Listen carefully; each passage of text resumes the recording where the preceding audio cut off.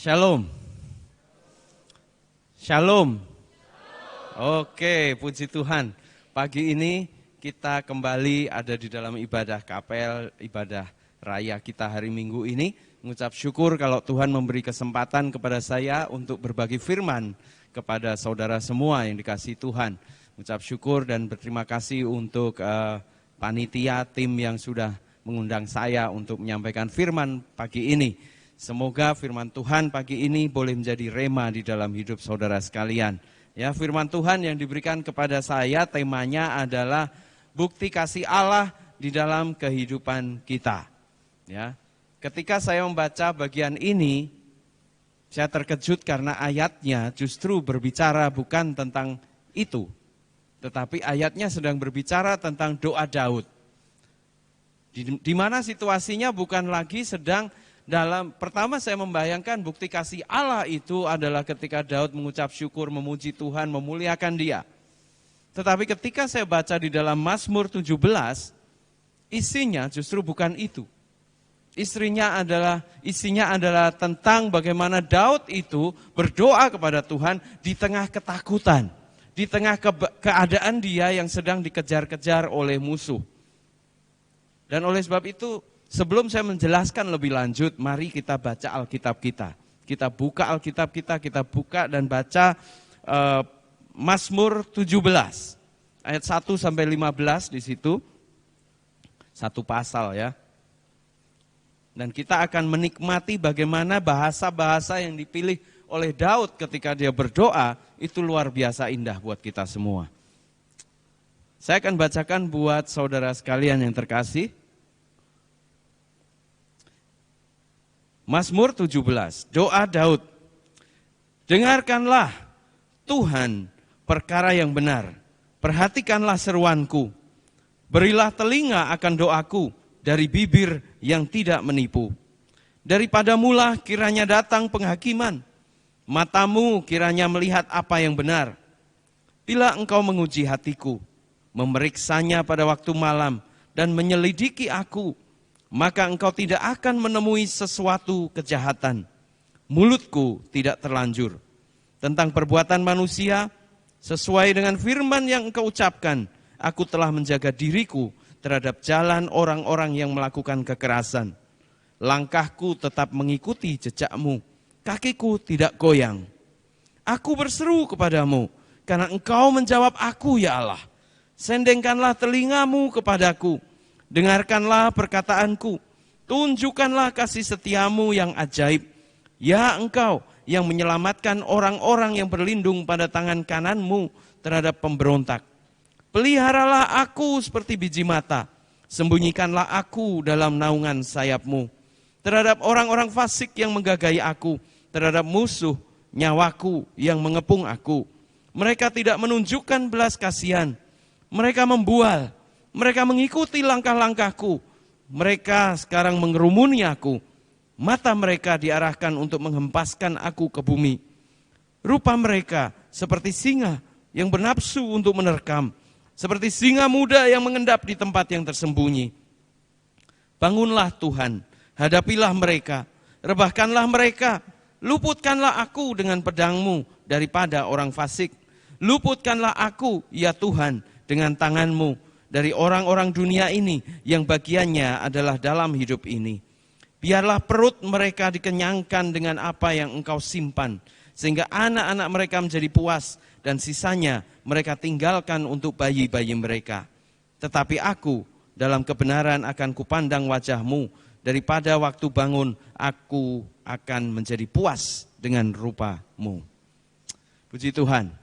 Firman Tuhan ini 15 ayat dan menceritakan bagaimana Daud berdoa di hadapan Tuhan. Ada satu situasi di mana Daud mengalami masa yang susah karena dia merasa bahwa dirinya tidak bersalah, tidak melakukan apa-apa, tetapi dia dikejar oleh Saul. Dia dikejar oleh raja yang menghendaki dia harus mati. Karena apa? Iri dengki dari Saul. Daud berkenan di hadapan Tuhan tetapi tidak membuat hidupnya lebih enak. Daud berkenan di hadapan Tuhan tetapi dia mengalami kesulitan karena banyak orang yang hidupnya tidak berkenan di hadapan Tuhan. Daud mempertahankan integritas dia sebagai orang yang baik dan benar di hadapan Tuhan. Dan apa yang terjadi? Musuhnya banyak. Nah, saudaraku yang terkasih, pada bagian ini saya membagi firman Tuhan ini ada 3 bagian besar nanti ya. Ada bagian yang pertama adalah berbicara tentang bagaimana permohonan Daud. Ya, kalau dikupas di situ ada 5 bagian. Tetapi yang pertama adalah permohonan Daud. Di ayat 1 dan 2, di situ bagaimana Daud memohon kepada Tuhan. Ya, dikatakan di sana, dengarkanlah Tuhan perkara yang benar, perhatikan seruanku. Saudara, kalau saudara perhatikan baik-baik kalimat dan pilihan kata yang Daud pakai, di situ adalah dia berbicara kepada Tuhan seolah-olah Tuhan itu seperti manusia. Mendengar dengan telinga, ya kan? Kemudian apa? Matamu kiranya melihat apa yang benar. Tuhan punya mata. Gambaran yang dipakai menggambarkan bahwa Daud betul-betul tahu bahwa Tuhan ini seperti punya indera, punya pengetahuan, bukan saja pikiran, tetapi juga bisa mendengar kita, bisa melihat kita. Bahkan nanti ada istilah-istilah lain yang dia pakai adalah di ayat 3, menguji hati. Kemudian di ayat selanjutnya di sana, langkahku tetap mengikuti jejakmu. Jadi ada istilah-istilah yang dipakai, pilihan kata dari Daud adalah dengan semua anggota tubuh dia. Dengan mata, dengan telinga, dengan kaki, dengan hati. Daud berdoa di hadapan Tuhan dengan keseluruhan keberadaan dia. Itu sebabnya ketika dia berdoa, ya, permohonan Daud ini diawali dengan dengarkanlah Tuhan. Ya. Istilah dengarkanlah kalau di dalam bahasa Ibrani itu sangat jelas, artinya sungguh-sungguh mendengar, bukan saja mendengar biasa. Saudara bisa mendengar khotbah, tetapi belum tentu mendengarkan dengan sungguh-sungguh. Tapi ketika Daud berdoa kepada Tuhan, dengarkanlah Tuhan. Seolah-olah ada permohonan bahwa please listen to me. Tolong dengar aku Tuhan.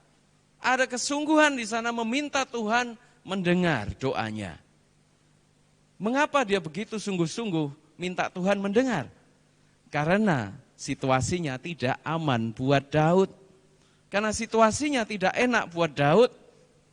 Oleh sebab itu, saudara mungkin kalau saudara berdoa yang sungguh-sungguh, kapan sungguh-sungguh sebetulnya saudara sedang ingin Tuhan mendengar doamu? Atau saudara sedang berbicara saja kepada Tuhan dan tidak sedang menyampaikan ingin didengar oleh Tuhan? Di sini dikatakan Daud berdoa sungguh-sungguh, dengarkanlah Tuhan, Engkau melihat yang benar. Ya, dari mulut yang tidak menipu, berkata jujur di hadapan Tuhan, karena tidak ada yang tersembunyi di hadapan Tuhan. Sehingga ketika dia berdoa, dia memohon supaya Tuhan mendengar sungguh-sungguh. Dari hati yang tulus, dari hati yang sungguh-sungguh rindu Tuhan mendengar. Ini doa Daud. Bagaimana dengan doa kita? Saya kemudian merenungkan, jangan-jangan kita berdoa, Tuhan tolong besok ujian. Aku nggak bisa belajar hari ini, tapi mampukan supaya besok aku bisa dapat A. Mungkin doa kalian begitu. Tuhan tolong, badanku sakit semua, jadi nggak mungkin aku bisa belajar, aku pengennya tidur saja. Tuhan kabulkan doaku ya. Dari sikap yang tidak benar, Tuhan tidak akan menjawab doa yang semacam itu. Tetapi lihat sebuah integritas yang Daud pertaruhkan di hadapan Tuhan. Dikatakan tadi bahwa pembelaan Daud di ayat 3 sampai ayat 5 di situ. Bila engkau menguji hatiku, memeriksanya pada waktu malam, menyelidiki aku, maka engkau tidak akan menemui sesuatu kejahatan, mulutku tidak terlanjur. Saudara lihat, Daud berani berkata begitu, kenapa? Karena siap diuji oleh Tuhan. Ya. Jadi saudara sebelum ikut ujian, nanti sebentar lagi ujian akhir semester, mintalah diuji Tuhan dulu. Berani enggak? Waduh, takut ya, takut. Kalau ujian dosen mah itu gampang, ya, nilai gampang. Tapi ujian dari Tuhan, Anda mau lari kemana? Tuhan menghendaki kejujuran seperti Daud. Daud berani meminta Tuhan mendengarkan doanya karena apa? Karena dia tahu, ujilah aku Tuhan, periksa aku, selidiki aku, engkau tidak menemukan kesalahanku. Itu adalah pembelaan Daud. Dia punya sikap yang benar di hadapan Tuhan. Sehingga dia berani berkata seperti itu. Ya kan? Jadi untuk menerima kasih setia Tuhan yang luar biasa itu, saudara punya sikap yang benar nggak di hadapan Tuhan? Kalau sikap kita saja nyepeleke, istilahnya itu tidak memandang sesuatu yang berharga. Biasalah kalau aku bisa bangun pagi ini, biasalah bersyukur, begitu saja. Tapi Anda tidak merasakan betapa Tuhan itu mengasihi saudara dalam hidupmu. Saudara adalah orang-orang yang tidak setia. Saudara adalah orang-orang yang mungkin tidak menghayati bagaimana Tuhan ingin bahwa hidup kita itu terus memuliakan Dia. Daud bersedia untuk diperiksa. Daud bersedia untuk diselidiki hatinya. Wah, ini ngeri loh. Biasanya kalau kita berdoa, mintanya apa? Tuhan ampuni dosaku gitu ya. Tapi pernah nggak minta kepada Tuhan, Tuhan hukumlah aku karena pelanggaranku banyak. Nggak apa-apa deh, aku siap dihukum karena aku tahu aku ini lemah. Berani nggak ngomong gitu? Biasanya yang Anda minta kan, Tuhan ampuni aku salah lagi, jatuh lagi, gagal lagi, malas lagi, ampuni aku. Lihat sikap Daud berbeda. Selidiki aku Tuhan, aku siap, aku terbuka di hadapan-Mu. Ada sebuah kualitas di sana yang menunjukkan kedewasaan iman Daud ketika dia ketemu dan berjumpa dengan Tuhan dalam doanya. Dia berani meminta kepada Tuhan karena dia tahu bahwa dirinya berbuat benar, mempertahankan integritas sebagai orang yang dikasihi Tuhan. Saudara, ketika kita mau berbicara kasih Allah dalam hidup kita, berarti kita juga harus melihat seberapa kita mengasihi Allah. Kalau Allah mengasihi kita, itu yes. Tetapi kalau kita mengasihi Allah, seberapa persen hidupmu mengasihi Allah? Big questions. Ada pertanyaan besar di situ. Dan siapkah kita untuk mempertanggungjawabkan kasih Allah itu di hadapannya? Doa Daud membuktikan itu. Dia berani berdoa semacam itu karena dia tahu dirinya benar di hadapan Tuhan. Wah, kalau begitu berat Pak. Memang berat, tetapi kita lihat apa yang Daud katakan kemudian. Di bagian yang ketiga ayat 6-8 di situ adalah bagiannya Allah. Kalau yang tadi itu bagiannya Daud, pembelaannya Daud, permohonannya Daud, tetapi bagian ayat 6-8 dia menunjukkan sebuah kualitas yang Allah punya. Aku berseru padamu, karena engkau menjawab aku ya Allah. Sendengkanlah telingamu kepadaku, dengarkanlah perkataanku. Tunjukkan kasih setiamu yang ajaib ya engkau, yang menyelamatkan orang-orang yang berlindung pada tangan kananmu terhadap pemberontak. Pelihara aku seperti biji mata, sembunyikan aku dalam naungan sayapmu. Sekali lagi, Daud punya image, punya gambaran tentang Allah yang luar biasa indah. Dia menggambarkan bahwa Allah itu seperti burung Raja Wali yang melindungi anak-anaknya di bawah kepak sayap burung Raja Wali itu. Anak-anak Raja Wali yang takut terbang menjadi tenang ketika ada induknya terbang bersama dia. Daud juga punya gambaran yang indah. Pelihara aku seperti biji mata. Kalau dalam bahasa aslinya itu bukan hanya biji mata, itu pupil. Pupil itu berarti bagian terkecil dan dikatakan itu adalah anak mata. Kalau kita kenal bahasa Indonesia ada anak kunci, anak apa lagi gitu ya. Ada anak mata gitu dalam bahasa Ibrani.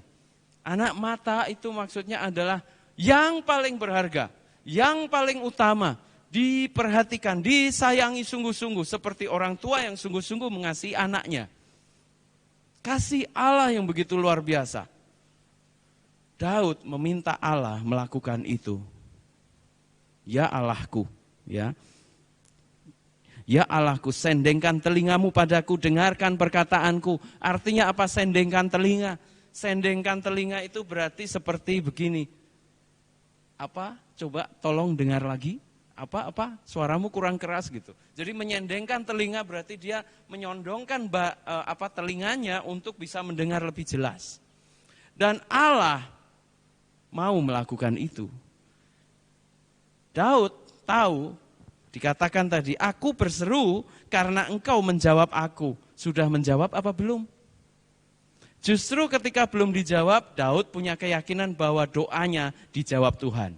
Nah, itu kan sangat beda dengan kita ya. Tuhan, kenapa engkau enggak jawab-jawab doaku gitu ya. Sepertinya Tuhan tidak peduli sama aku. Berapa kali Anda frustrasi sama Tuhan? Berapa kali Anda merasa bahwa Tuhan tidak dengar? Sesungguhnya Dia sudah menjawab tapi Anda yang tidak mendengar. Problemnya di situ. Tetapi Daud beda.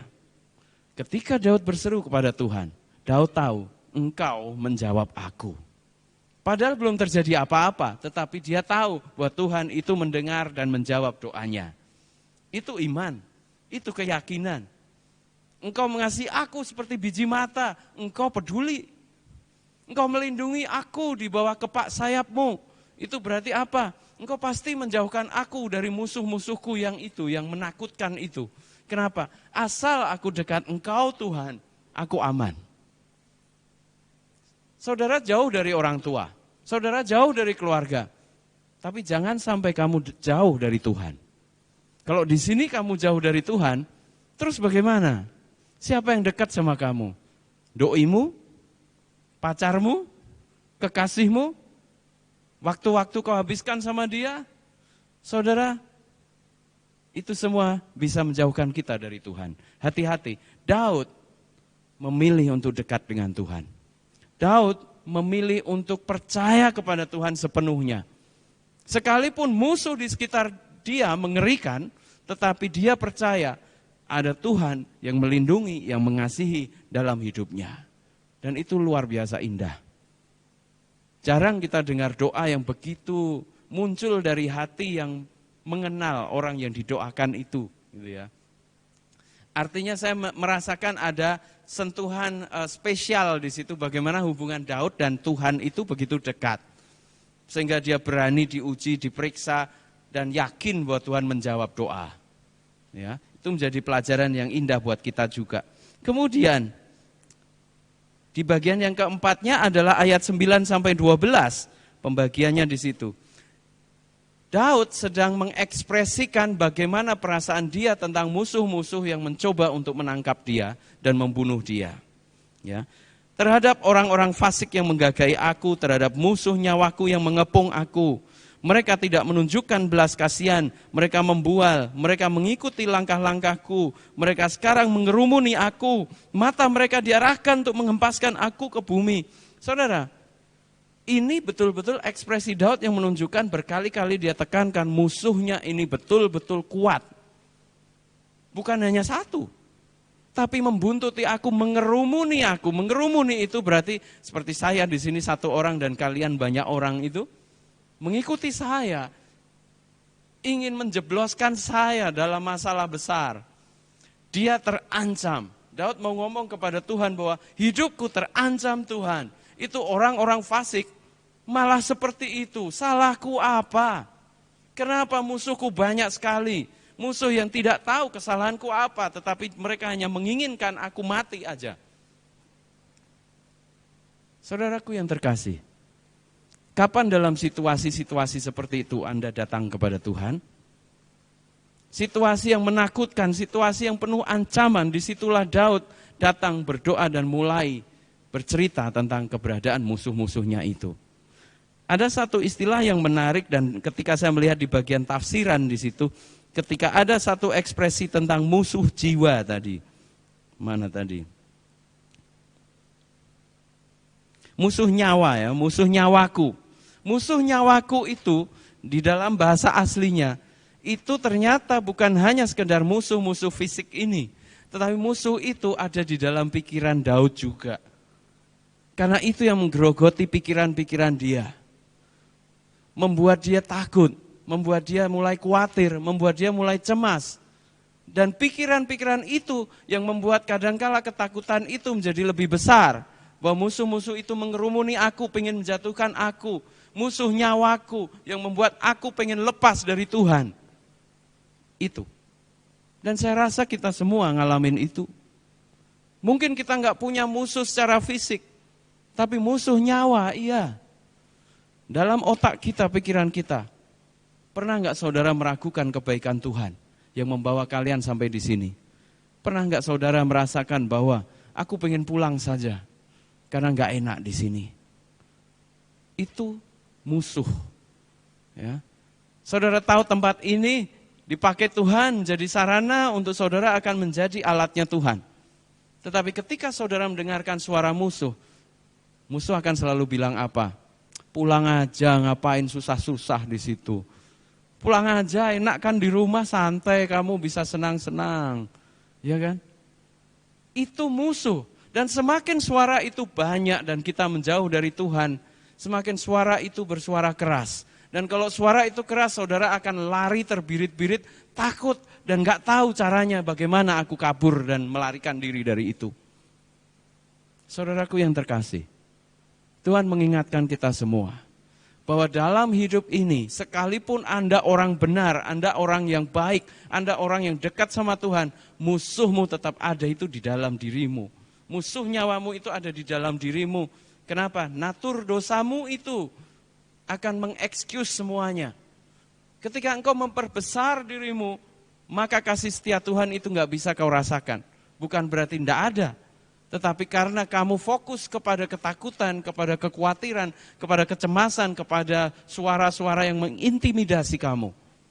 Oleh sebab itu teman-teman semua, mari kita lihat bagaimana Daud berdoa.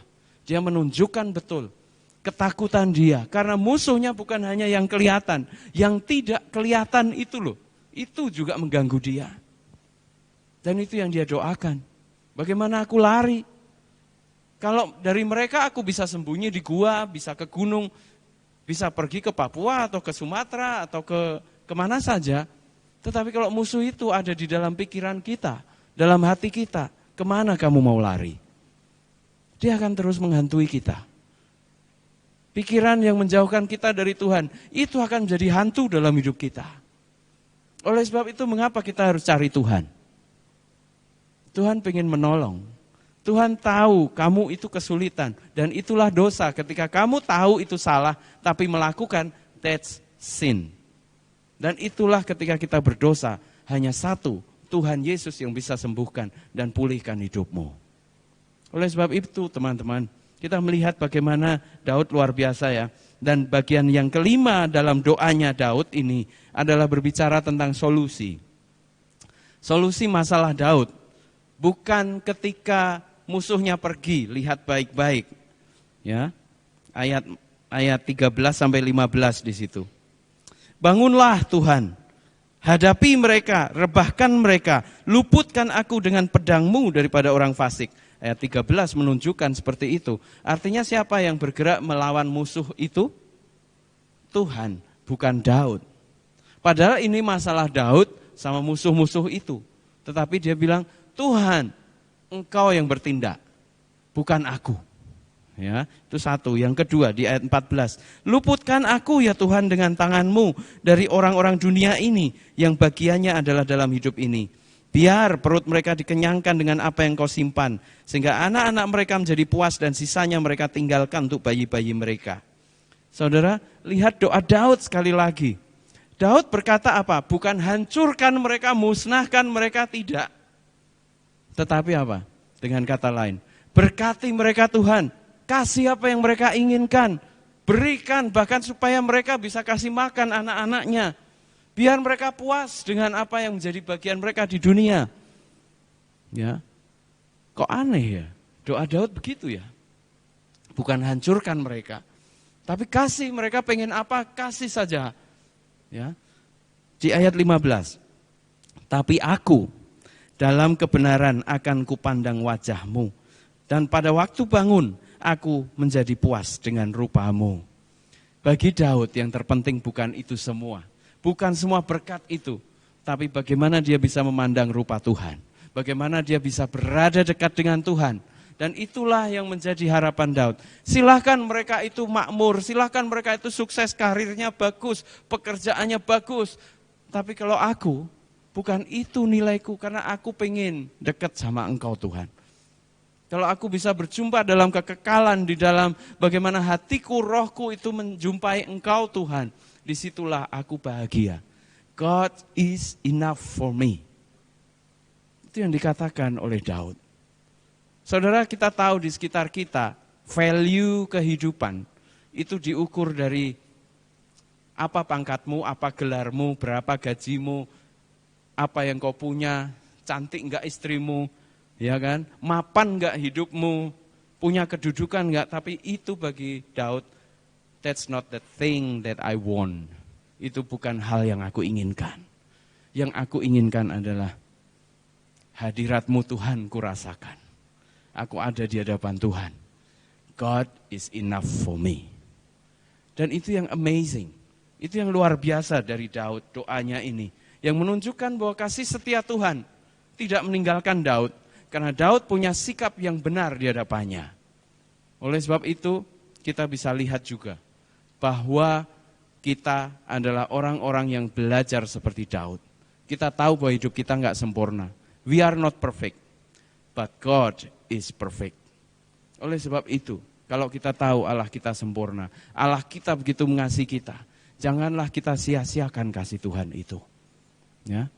Ada 3 poin menjadi kunci buat kita ya, supaya kita gampang menghafalkannya. Yang pertama adalah berbicara tentang kasih Allah dalam konteks cerita tadi. Itu adalah bicara tentang relationship, both side, hubungan kedua belah pihak. Kalau Allah mengasihi Daud, maka Daud juga mengasihi Allah. Terjadi hubungan yang begitu erat antara kedua belah pihak ketika Daud berdoa. Ketika Daud menghadap Tuhan. Nah, ketika ada hubungan yang baik antara Allah dan manusia, lihat itu adalah persoalan global secara general dari awal ketika Allah menciptakan dunia, kemudian menciptakan manusia, manusia jatuh dalam dosa, hubungan itu rusak. Tetapi Allah tidak berhenti berusaha untuk menyelamatkan kita, memulihkan hubungan itu sampai di kitab Wahyu. Cerita bagaimana ada bumi baru, langit baru, hubungan antara Allah dan manusia dipulihkan. Daud menanggapi itu. Daud menanggapi kasih Tuhan itu dengan respon positif, respon yang baik. Ya. Ada satu istilah di dalam bahasa Indonesia, cintaku bertepuk sebelah tangan. Maksudnya apa? Kamu begitu cinta tetapi kamu tidak dibalas dengan cinta yang sepadan. Cintamu tidak diterima, bahkan mungkin ditolak, bahkan dibenci. Tuhan menghendaki cintamu jangan bertepuk sebelah tangan. Tuhan mau kita mengasihi Dia. Tuhan mau bahwa kita bukan hanya menerima kasih dari Tuhan saja. Tapi apakah kamu juga mengasihi Dia? Yesus bilang, kalau engkau mengasihi aku, maka engkau akan mengasihi saudara-saudaramu. Engkau akan mengasihi sesamamu manusia. Karena disitulah bukti bahwa engkau mengasihi aku. Saudaraku yang terkasih, firman ini begitu indah. Kasih Tuhan itu terjadi dalam sebuah relasi mutualisme. Sama-sama mengasihi. Walaupun tidak sebanding ya. Kasih Tuhan besar, kasih kita segini. Tetapi enggak masalah, selama kasihmu itu ada buat dia, Tuhan bisa bikin yang lebih besar lagi.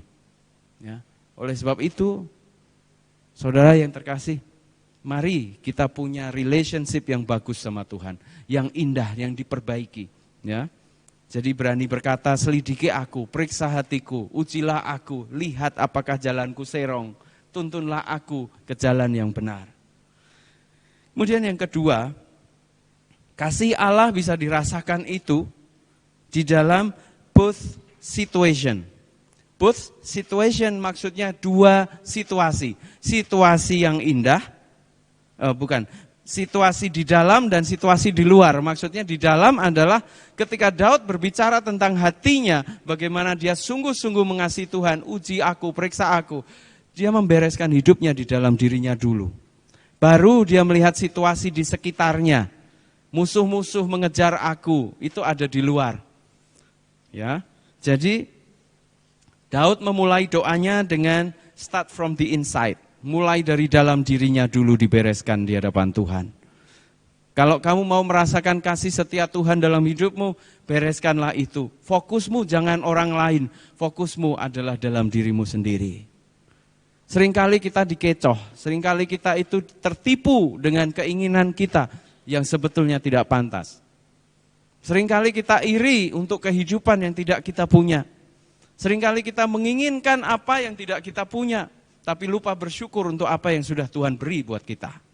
Dan itu yang membuat kita tidak bisa melihat kasih setia itu. Ya.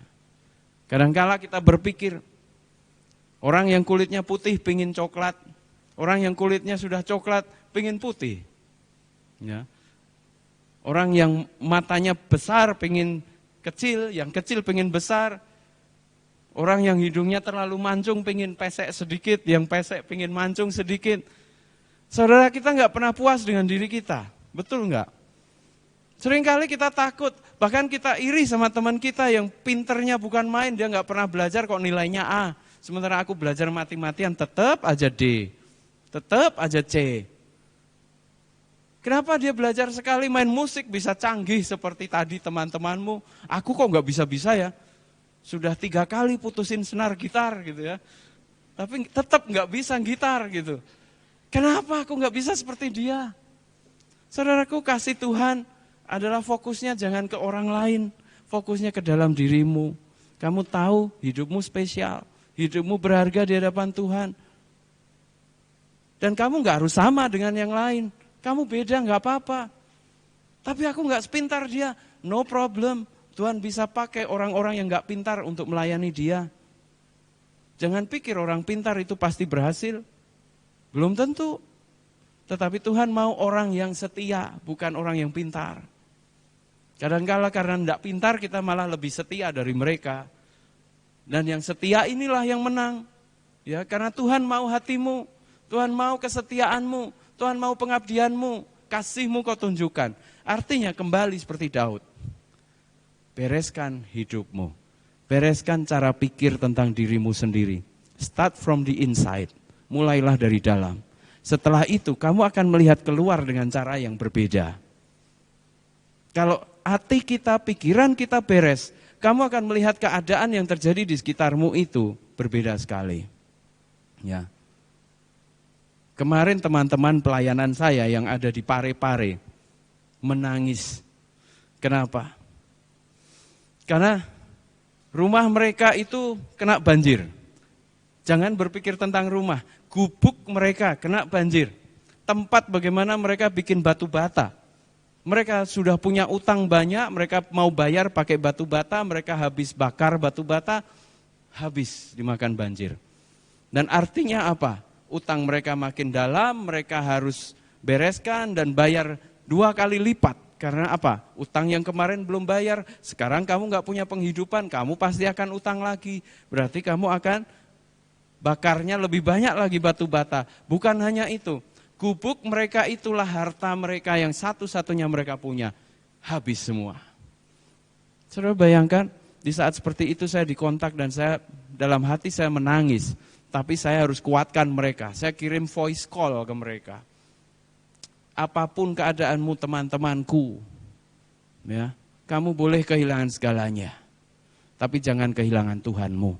Percayalah, banjir akan surut. Dan kamu akan bisa memulai hidup yang baru. Kalau ada yang bisa kutolong, aku mau menolong, tapi apa dayaku, segitu. Karena banjir bukan lagi hal yang bisa saya tolong, itu sesuatu yang beyond, melampaui apa yang bisa kita lakukan. Tetapi itu, ketika kita beres dengan diri kita di dalam, kita akan melihat cara Tuhan bekerja di luar sana, di luar diri kita itu dengan cara yang berbeda. Kita nggak akan iri, nggak akan kepinginan, pengen yang lain-lain, tidak. Tapi saudara bisa melihat, bersyukur ketika orang berhasil, ikut prihatin ketika orang susah. Cara pikir kita seperti itu. Jangan malah iri melihat orang berhasil. Dan kalau melihat orang susah malah disyukurin. Nah itu, jadi hatimu beres di hadapan Tuhan, maka engkau akan melihat kasih setia Tuhan itu seperti itu. Dia tidak pernah mengecilkan orang. Dia tidak pernah meremehkan orang. Dia selalu menghargai seberapapun yang bisa kau berikan, asal kau berikan dengan segala yang kau bisa. Oleh sebab itu, teman-teman, seperti pujian tadi, hanya Tuhan yang mengerti pribadi kita. Ya. Tidak ada yang tersembunyi di hadapannya. Tapi bereskan. Bereskan pikiranmu, bereskan hatimu, supaya kau bisa melihat kasih setia Tuhan yang besar sana. Ya. Dan yang ketiga, yang terakhir adalah both condition. Kalau tadi situation, sekarang condition. Condition itu artinya adalah kondisi hatimu, baik kamu sedang senang, sedang susah, sedang takut, sedang cemas, sedang bahagia banget, bersyukur karena wisuda. 1 minggu setelah wisuda senang. 1 bulan kemudian bingung, mau ngapain sekarang ya? Enak kalau masih kuliah, temannya banyak. Nanti kalau sudah wisuda, kamu bingung 1 bulan itu, waduh, merindukan. Postingannya pasti rindu, rindu, rindu gitu. Rindu dengan suasana akrab, rindu dengan masalah di kampus, rindu dengan teman-teman yang gokil dan nakal gitu ya. Gemes-gemes gimana gitu. Nah, saudara, itulah manusia. Dalam situasi apapun, ingat doanya Daud tadi adalah ketika dia sedang dalam ketakutan karena dia mau diancam, mau dibunuh. Saudara bisa bayangkan, kalau saudara dalam keadaan mau mati karena dikejar-kejar orang, bisa tidur enggak? Bisa tidur enggak? Enggak bisa. Bisa berdoa enggak? Enggak bisa. Buntu langsung, pep, ya, seperti hidung kalau sudah kena ingus, mampet gitu, nggak bisa napas, karena takut, ya. Tapi Daud ini menunjukkan dalam segala keberadaan dia, kasih Tuhan tidak pernah meninggalkan dia. Amin. Tuhan ada di dalam takutmu, Tuhan ada di dalam cemasmu, Tuhan ada di dalam situasi-situasi terberat dalam hidupmu. Ketika kau kuliah di sini, mungkin ngalamin hal-hal di mana keluargamu mengalami masalah. Keluargamu sakit, kamu nggak bisa tolong. Biaya hidup di sana juga sedang susah. Tetapi Tuhan justru ada di situ.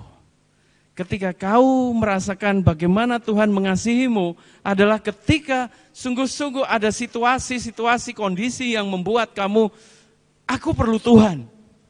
Ya. Kalau hidupmu senang-senang saja, fine-fine aja, maka saudara tidak butuh Tuhan di situ. Tetapi ketika ada Tuhan, kamu rasakan dampak dalam hidupmu. Justru orang yang dekat Tuhan biasanya masalahnya banyak. Ya enggak? Kenapa? Karena dengan masalah banyak itulah kamu butuh Tuhan. Dalam masalahmu Tuhan hadir, kamu bisa rasakan dampaknya. Tapi coba kalau masalahmu diselesaikan sama Tuhan, kamu lupa, kamu senang-senang dengan teman-teman, mulai gila-gilaan, mulai melanggar-melanggar, mulai menjadi orang yang brutal, mulai menjadi seperti kuda lepas kandang. Ini kan? Tetapi ketika kita percaya sama Tuhan, masalahmu tidak pernah berakhir, karena Tuhan mau kamu kembali kepada Dia dan kembali bergantung sama Dia. Oleh sebab itu, teman-teman, jangan takut. Tuhan menuntut sebuah komitmen, kesetiaan dari hidupmu. Untuk itulah bukti kesetiaan kasih Tuhan itu akan kau rasakan. Amin. Yang terakhir menjadi kesimpulan dari firman Tuhan pagi ini. Pertama, kasih Tuhan itu menyelidiki hati manusia. Siapkah saudara diuji dan diperiksa? Bagaimana kondisi hatimu di dalam? Masih ada bibit-bibit penyakitnya enggak? Gitu. Yang kedua, manusia tidak bisa melihat kasih selama masih mengejar kepuasan di dunia. Dan itu justru awal dari sebuah kehancuran. Daud tahu yang diinginkan oleh orang-orang di luar sana adalah hidup mulia, hidup makmur, hidup sukses. Tapi value Daud berbeda. Dia melihatnya dengan cara yang berbeda. Kesuksesan tidak diukur dengan semua yang dia miliki di dunia. Ya, biar musuh-musuh mikir begitu, tapi aku beda. Aku hanya mau rasakan kehadiran-Mu dalam hidupku, Tuhan. Kemudian yang ketiga, siapkah saudara berlindung di bawah perlindungan Tuhan?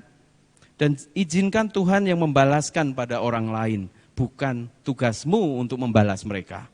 tapi izinkan Tuhan yang membalas. Siapkah engkau berlindung di bawah perlindungan Tuhan, di bawah kepak sayap? Artinya apa?